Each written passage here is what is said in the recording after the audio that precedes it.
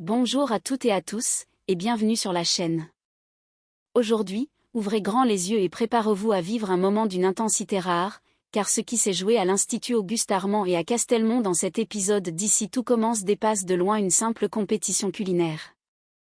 Dans cette vidéo, nous allons revenir sur l'un des épisodes les plus déchirants et les plus lourds de conséquences de la série.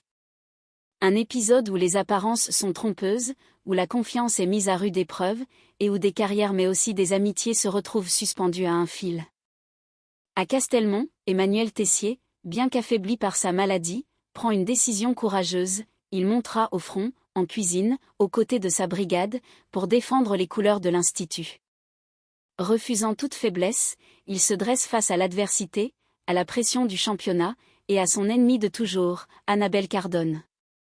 Leur face-à-face est glaçant, tendu, lourd d'un passé jamais digéré. Mais alors que les regards se croisent et que les accusations fusent, une autre intrigue bien plus sournoise se joue dans l'ombre. Pendant que tout le monde s'affaire à préparer la première épreuve, Zoé et Léonard, deux élèves engagés, motivés, prêts à se surpasser, se retrouvent piégés dans la piscine de Castelmont, enfermés derrière une porte verrouillée. Simple accident? Maladresse? Ou acte intentionnel visant à les faire échouer? Très vite, le doute s'installe. Et lorsque la compétition débute sans eux, qu'ils découvrent que leurs places ont été prises par Carla et Gaspard, l'injustice devient insupportable. Mais ce n'est pas tout. Leur tentative d'explication auprès de Tessier se solde par un rejet violent, glacial, sans appel. Accusés de trahison, exclus du concours, humiliés publiquement, Zoé et Léonard sont brisés mais pas vaincus. Leur exclusion soulève une seule et unique question, qui a voulu les faire tomber, et pourquoi? Dans cette vidéo, nous allons décrypter tous les signes, tous les regards, tous les indices cachés. Nous reviendrons sur la réaction de Tessier, sur le rôle suspect de Ferdinand Castelmont, sur les tensions croissantes entre les écoles et sur la douleur muette de deux élèves à qui l'on a volé leur chance. Restez avec nous jusqu'au bout, car ce qui se cache derrière cette trahison pourrait bien bouleverser l'équilibre du championnat et mettre en lumière un complot beaucoup plus vaste. Au petit matin, la lumière douce filtre par les fenêtres de la chambre de Castelmont. Après une nuit de repos salvatrice et l'effet bienvenu de son traitement, Emmanuel Tessier semble avoir retrouvé un semblant d'énergie. Assis au bord du lit, le regard plus vif, il assure à Clotilde qui veille discrètement sur lui depuis la veille qu'il se sent nettement mieux. Sa voix est plus posée, ses gestes plus assurés. Malgré la maladie qui le ronge en silence, le directeur de l'Institut retrouve peu à peu sa détermination légendaire. Face à une Clotilde encore inquiète mais soulagée, il affirme avec fermeté qu'il est prêt à relever le défi de la journée, participer activement à la première épreuve de la compétition, main dans la main avec sa brigade d'élèves. Pour lui, pas question de rester en retrait. Même affaibli, il est hors de question de se faire distancer. Mais alors qu'il s'apprête à quitter la chambre, Annabelle Cardone fait irruption. Le ton change immédiatement. Les tensions, à peine contenues depuis le début du séjour à Castelmont, explosent. Tessier, sans détour, accuse son éternel rival d'être responsable du changement brutal des règles de la compétition, un revirement qui impose aux directeurs, et non aux professeurs, de cuisiner aux côtés de leurs élèves. Pour lui, ce coup bas est une tentative évidente de le faire chuter, sachant qu'il est affaibli physiquement. Mais Annabelle ne se laisse pas démonter. D'un ton calme, presque blessé, elle rétorque qu'elle n'a jamais eu besoin de coups tordus pour le battre. Elle affirme, les yeux dans les yeux, qu'elle souhaite une compétition honnête, loyale, et qu'elle n'est en rien à l'origine de ce changement imposé par l'organisation du championnat. Sa parole est ferme, teintée d'une sincérité qui trouble même Clotilde. Tessier, lui, reste sur ses gardes. Car au-delà des mots, il sait que dans ce milieu, les apparences sont souvent trompeuses. Une chose est sûre, cette compétition s'annonce plus tendue que jamais et il ne compte pas se laisser abattre. Pendant que la tension monte autour de la confrontation entre Tessier et Cardone, une autre scène, plus intime mais tout aussi dramatique, se joue dans l'enceinte de Castelmont. Léonard et Zoé, les deux élèves récemment secoués par les événements des derniers jours, peinent à contenir leur stress à l'approche de la première épreuve du championnat. Submergés par l'angoisse, ils cherchent un moyen de relâcher la pression. C'est alors que Zoé propose une idée simple mais salvatrice, aller nager dans la piscine couverte, loin de l'agitation, pour se changer les idées. Léonard accepte sans hésiter. L'eau, le silence, la sensation de flotter, tout cela leur fait un bien fou. Les éclats de rire remplacent l'inquiétude, les longueurs apaisent les tensions, et peu à peu, ils oublient tout. Le temps semble suspendu. Mais ce moment d'évasion va rapidement tourner au cauchemar. Alors qu'ils sortent enfin de l'eau, apaisés mais pressés de se préparer pour l'épreuve, un coup d'œil à l'horloge les fige, il ne reste plus que 20 minutes avant le début officiel du concours. Paniqués, ils attrapent leurs affaires à la hâte et se précipitent vers la sortie sauf que la porte est verrouillée. Impossible de l'ouvrir. Ils tirent, forcent, tapent contre le battant. Rien n'y fait. Les deux élèves se regardent, incrédules. Quelqu'un aurait-il verrouillé la porte de l'extérieur? Était-ce un oubli ou un acte délibéré? Très vite, l'angoisse reprend le dessus, plus intense encore qu'avant. Coincés, trempés, enfermés dans la piscine alors que le chrono tourne inexorablement, Léonard et Zoé comprennent qu'ils risquent de manquer la première épreuve. Et dans un championnat aussi serré, une telle absence pourrait leur coûter leur place. Mais surtout, une question commence à s'imposer dans leur esprit, et si quelqu'un cherchait intentionnellement à les éliminer? Pendant que Léonard et Zoé, toujours enfermés dans la piscine, luttent contre la panique et l'incompréhension, le temps continue de filer du côté des cuisines de Castelmont. Les brigades prennent place, les chefs s'affairent, et l'atmosphère devient électrique à mesure que le lancement de la première épreuve approche. Mais rapidement, un problème de taille surgit, l'absence remarquée de Léonard et Zoé. Leur retard inquiète d'abord légèrement puis commence à semer le trouble au sein de la brigade de Tessier. Emmanuel, déjà affaibli physiquement mais mentalement plus combatif que jamais, serre les dents. Il comprend qu'il n'a pas le luxe d'attendre ni de chercher des excuses. Il faut agir. Maintenant. Sans hésiter, il prend une décision stratégique, il fait appel à deux remplaçants de confiance. D'un côté, Carla, élève brillante et audacieuse, bien qu'instinctive, de l'autre, Gaspard, travailleur rigoureux et redoutablement précis. Tous deux connaissent bien les enjeux de la compétition, et malgré la pression, ils répondent présents. En un clin d'œil, ils enfilent leur veste et se tiennent prêts à relever le défi aux côtés de leur directeur. C'est alors que le chef Melchior, président du jury du championnat, prend la parole avec solennité. Tous les regards se tournent vers lui. Il annonce les règles de l'épreuve, posant d'emblée le ton, les brigades devront réaliser un menu complet, de l'entrée au dessert, autour des fromages de la région. L'objectif? Sublimer ce patrimoine gastronomique en faisant preuve de créativité, de technique et d'harmonie gustative. Les contraintes sont nombreuses, dosage des saveurs, équilibre des textures, originalité des associations et surtout, une cohérence parfaite du menu du début à la fin. Un défi de haut vol, taillé pour les meilleures brigades mais un vrai casse-tête pour celle de Tessier, privé au dernier moment de deux de ses éléments clés. Le chrono est lancé. Pendant ce temps, Léonard et Zoé, toujours prisonniers derrière la porte verrouillée de la piscine, ignorent encore que leur place dans la compétition est en train d'être occupée. Alors que l'épreuve bat son plein dans les cuisines de Castelmont et que les brigades s'affairent avec intensité autour des plans de travail, un rebondissement inattendu se joue à l'autre bout du bâtiment. Coincés depuis de longues minutes dans la piscine couverte, Léonard et Zoé commencent à perdre espoir. Ils ont crié, frappé à la porte, tenté en vain de la forcer. Mais soudain, des pas résonnent dans le couloir désert. Une employée de l'établissement, alertée par un bruit ou simplement de passage, aperçoit enfin leur présence. Avec un trousseau de clés, elle déverrouille la porte. Un grincement métallique, puis la lumière du couloir inonde la pièce. Soulagés mais encore bouleversés, Léonard et Zoé ne prennent même pas le temps de se sécher complètement. En courant, trempés, essoufflés, ils se dirigent vers la salle de la compétition, espérant pouvoir encore rejoindre leur brigade.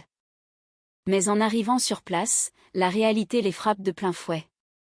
Depuis les gradins surélevés, ils découvrent que l'épreuve a déjà commencé depuis un bon moment. Et surtout, ils voient Carla et Gaspard, concentrés, en pleine action aux côtés de Tessier, prenant clairement leur place au sein de la brigade. L'image est difficile à encaisser. Ils se figent un instant, tentant de masquer leur déception derrière un masque de neutralité. Contraints de renoncer, ils s'installent silencieusement sur les sièges réservés aux spectateurs, à quelques rangs de Ferdinand Castelmont, qui les observe du coin de l'œil avec un sourire à peine dissimulé. Le responsable logistique du championnat ne semble pas surpris de les voir arriver si tard. Ce détail n'échappe pas à Léonard, dont le regard s'assombrit. Et si tout cela n'était pas un simple accident? Et si la porte verrouillée n'était pas le fruit du hasard, mais bien d'une manipulation visant à les écarter? Assis, trempés, impuissants, Léonard et Zoé n'ont désormais d'autre choix que d'assister à l'épreuve comme de simples spectateurs et peut-être, en silence, de commencer à chercher des réponses. Après plusieurs heures d'effervescence en cuisine, de gestes précis, de courses contre la montre et de tensions à couper au couteau, l'épreuve touche enfin à sa fin. Les brigades, épuisées mais droites, se présentent devant le jury, leurs plats impeccablement dressés, prêts à être dégustés. Dans un silence solennel, les membres du jury goûtent chaque création. Les regards sont concentrés, les murmures à peine perceptibles. Chaque bouchée est analysée, chaque détail noté. À leur tête, le chef Melchior, président du jury, observe, commente, tranche. L'enjeu est énorme, cette première épreuve va déterminer la suite de la compétition, et l'une des écoles devra quitter l'aventure dès aujourd'hui. Enfin, l'heure des résultats arrive. Toutes les brigades sont alignées, face au jury. Les élèves retiennent leur souffle, les chefs aussi. Melchior s'avance, fiche en main, et annonce avec gravité. Après délibération, voici le classement officiel de cette première épreuve. Un frisson parcourt l'assemblée. En première position avec un menu audacieux, maîtrisé de bout en bout, et une prise de risque payante autour du maroilles l'école de Lille. Applaudissements nourris. La brigade de Lille laisse éclater sa joie, fière de cette victoire éclatante. Annabelle Cardone, impassible mais satisfaite, esquisse un sourire. En deuxième position l'école de Castelmont. Les élèves de la maison haute se félicitent, heureux de briller sur leur propre terrain. Ferdinand Castelmont croise le regard de Tessier avec une pointe de suffisance.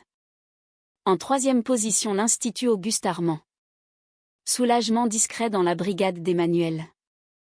Tessier, bien que frustré de ne pas avoir atteint le podium, hoche la tête, la mission est remplie.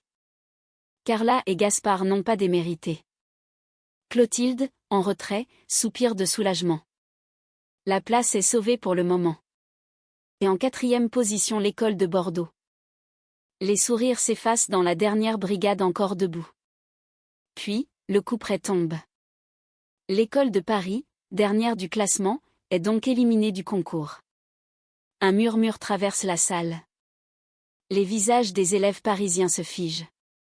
Certains baissent les yeux, d'autres retiennent des larmes. L'élimination est brutale. Dans les gradins, Léonard et Zoé échangent un regard. Malgré leur frustration de ne pas avoir pu concourir, ils savent que l'essentiel est encore devant eux. L'Institut est toujours en lice. Mais pour combien de temps? À peine les résultats proclamés, alors que les brigades commencent à se disperser, Léonard et Zoé se précipitent vers Emmanuel Tessier. Le cœur battant, la gorge nouée, ils veulent s'expliquer, enfin, lui dire toute la vérité. L'angoisse de la piscine, la porte bloquée, le timing serré, tout ce qui les a empêchés d'être présents pour leur brigade. Mais Tessier, debout, les bras croisés, n'est pas d'humeur à écouter. Ne commencez pas à me sortir des excuses, coupe-t-il sèchement, le regard glacial. Zoé tente d'insister, d'expliquer qu'ils étaient enfermés, qu'ils n'ont rien vu venir, que ce n'était pas de leur faute. Léonard renchérit, affirmant qu'une employée a fini par les libérer. Mais rien n'y fait. Tessier, déjà sous pression par sa santé, le stress de l'épreuve, et la frustration de finir troisième, explose. Vous avez abandonné votre brigade. Pire, vous m'avez trahi au moment où j'avais le plus besoin de vous. Il n'y a pas de place pour les faibles ni pour les irresponsables ici. Un silence tombe. Autour d'eux, quelques élèves se figent, choqués par la violence du ton. Puis, sans appel, Tessier assène la sentence. Faites vos valises. Vous êtes virés. Je veux que vous quittiez Castelmont avant ce soir. Léonard et Zoé restent figés, incrédules. La sanction est brutale, irrévocable. Aucune seconde chance. Aucune place au doute. Ils s'éloignent, bouleversés. Non seulement ils ont été enfermés injustement, mais leur voix n'a même pas été entendue. Une injustice qui ne fait que raviver leur colère et leur détermination. Car désormais, une chose est claire, s'ils veulent laver leur honneur, ils vont devoir découvrir qui a voulu les écarter de la compétition et pourquoi. Ce que nous venons de vivre avec cet épisode d'Ici tout commence, c'est bien plus qu'une compétition. C'est la démonstration brutale de ce que l'injustice, la précipitation et le silence peuvent produire lorsqu'ils frappent ceux qui croyaient encore à la loyauté et au mérite. Zoé et Léonard, deux élèves brillants, ont été mis à l'écart non pas pour leurs erreurs, mais pour avoir été au mauvais endroit au mauvais moment ou, peut-être, ciblés par ceux qui veulent saboter l'Institut de l'intérieur. Leur souffrance est immense, car au-delà de l'exclusion, c'est la confiance qu'ils avaient placée en leur mentor qui s'effondre. Tessier, accablé par sa maladie, n'a pas su les écouter. Il a jugé, tranché, et condamné sans appel. Et pourtant, derrière cette colère froide, il y a aussi un homme usé, seul, luttant contre son propre corps, et voyant son autorité glisser entre ses doigts. Tessier n'a pas pardonné, car il ne sait plus comment faire confiance. Mais les vraies questions demeurent.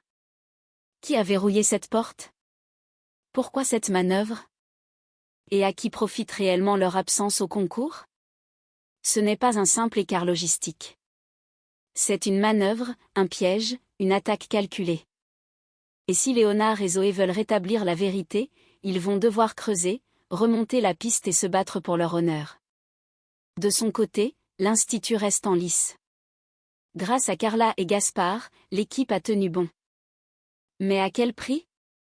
Cette substitution précipitée ne risque-t-elle pas de créer de nouvelles tensions au sein de la brigade? Et comment réagiront les autres élèves face à cette injustice criante? La compétition ne fait que commencer. Mais déjà, les fondations sont instables. Des alliances vont se nouer, d'autres se briser. La guerre ne sera pas seulement culinaire. Elle sera stratégique, émotionnelle et personnelle. Merci à vous d'avoir suivi cette vidéo jusqu'au bout. Si vous avez été touché par ce que vivent Léonard et Zoé, si vous pensez, vous aussi, qu'ils ont été sacrifiés, n'hésitez pas à liker, à vous abonner et surtout à partager vos hypothèses en commentaire. Ensemble, faisons éclater la vérité. Rendez-vous très vite pour la suite de cette intrigue brûlante. Et rappelez-vous, à Castelmont, rien n'est jamais vraiment innocent. À bientôt.